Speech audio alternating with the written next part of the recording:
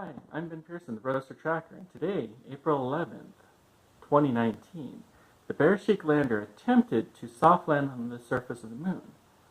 This was a privately led team run out of the country of Israel. It was the first time that a privately team has attempted to land on the moon, and in fact, I guess they did land on the moon, but we'll get there in a moment. It was the first time that a mission from Israel had been attempted to land on the moon, and the Beresheet lander was unfortunately not successful in its landing. On its terminal descent phase, as it was coming down, it seems to me like something happened with the flight computer, that it jammed up, or something with the engine. In any case, they tried to do a reset at the very last minute, and it came on immediately before impact. So it was unfortunate that we weren't able to be successful, but they made it a significant chunk of the way. This makes Israel the 7th country to have successfully orbited the moon, the 7th country to have crashed something into the moon, and the 4th country to crash something into the moon that was going slower than orbital velocity. We'll talk a little bit more about that in the future. But I want to talk to you about a history of landing on the moon, and specifically crash landing things on the moon. In the early days of the space program, during the space competition, space race between the United States and the Soviet Union, one of the early objectives was to crash land something on the moon. Now, to soft land something would have taken a considerable amount of time, and they didn't really have the capacity to do that. But crash landing seemed like it would be an easier thing. If you can get something on the right course, you only have to have it last for a few days. It'll be successful. You don't have to do anything really fancy. It was totally doable with the technology that they had at that time. The first attempts to do this was the Luna 1 mission sent by the Soviet Union. Luna 1 flew around the moon and ended up in heliocentric orbit, thus becoming the first spacecraft to leave the influence of Earth's gravity entirely. So it did have a fairly major first while it was at it, but it was unsuccessful in its primary mission of impacting the moon. However, the Soviet Luna 2 mission was successful. Now, these didn't have anything particularly fancy. They were basically rockets that could be remotely controlled, and they could guide in the signal directly to the moon. They had some pendants of the Soviet Union, but nothing really scientifically of value. It was more of a PR type stunt. The United States had the Ranger program that it was trying to do a very similar thing. Now, the Ranger program had 3 different blocks, each block getting progressively more interesting and learning from the lessons of the previous blocks. The first 5 spacecraft were in blocks 1 and 2, and none of them was successful at all.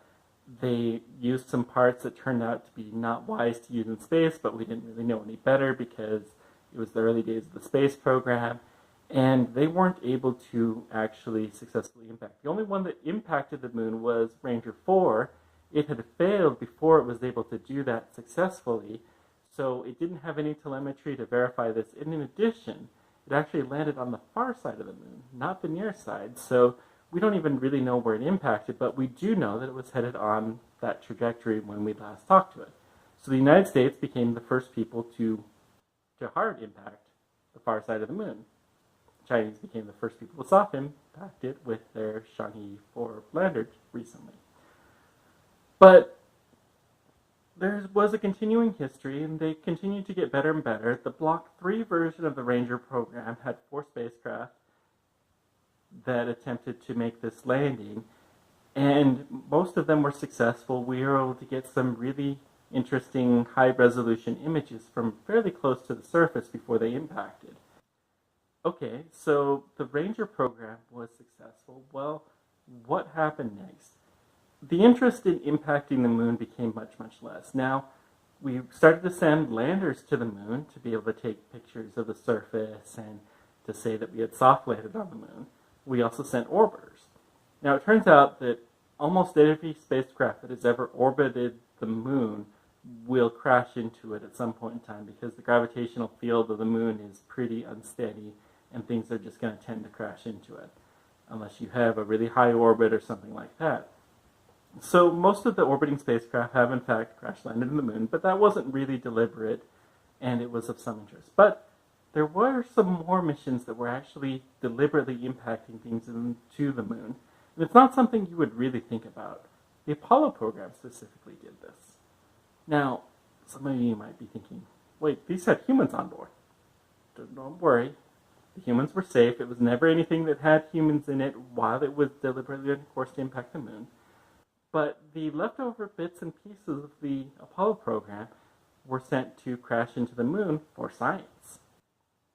How for science? Well, Apollo 11 through 17 each contained with them some kind of a seismometer that would measure the vibrations of the moon, measure moonquakes and other such things like that, as we measure them on Earth. By doing that, they can get a sense of what the interior of the moon is like. Now, the Apollo 11 one failed shortly after it was deployed, but Apollos 12, 14, 15, 16, and 17 were all successful. Apollo 13, of course, never landed on the moon. Well, okay.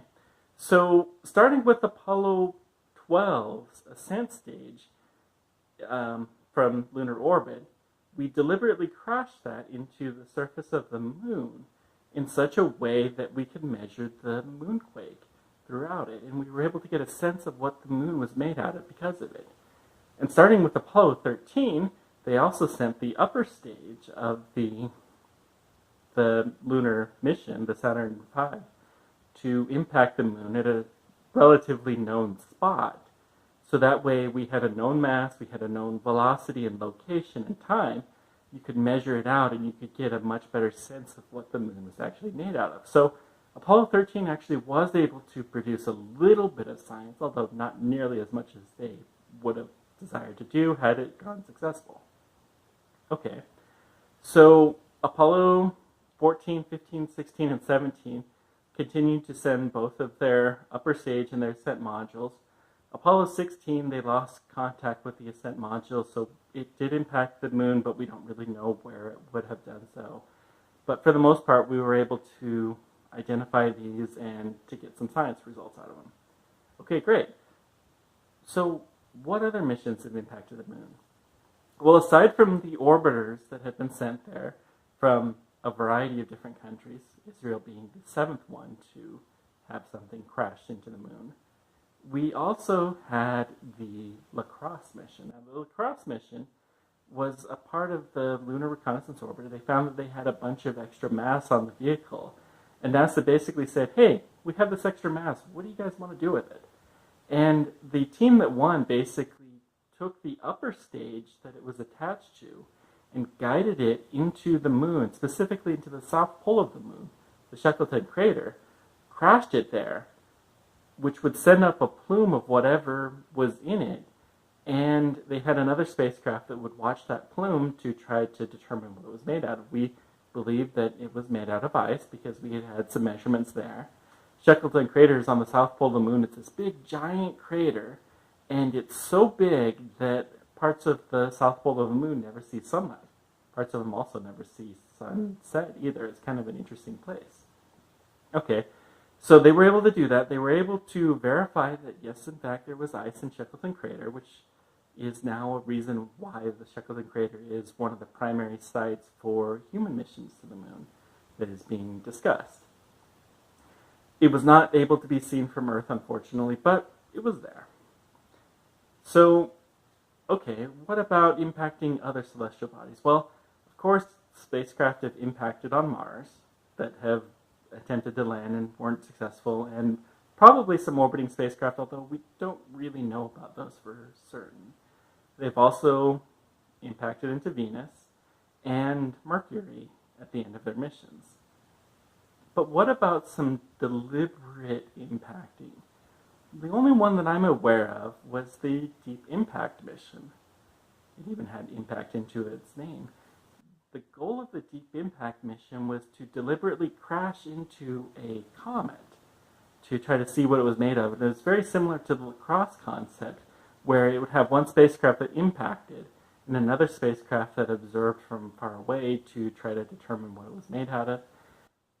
They got some kind of a sense out of the properties of this comet. I think they tried to see it from Earth, and I don't think they really got a good sense out of it.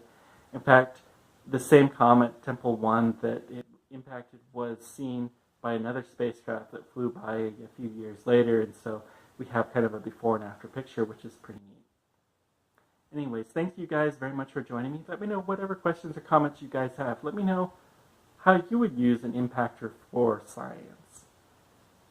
Thanks so much for joining me. Thank you for my Discord server who helps me sometimes to put together these videos. And until next time, keep on tracking. Take care.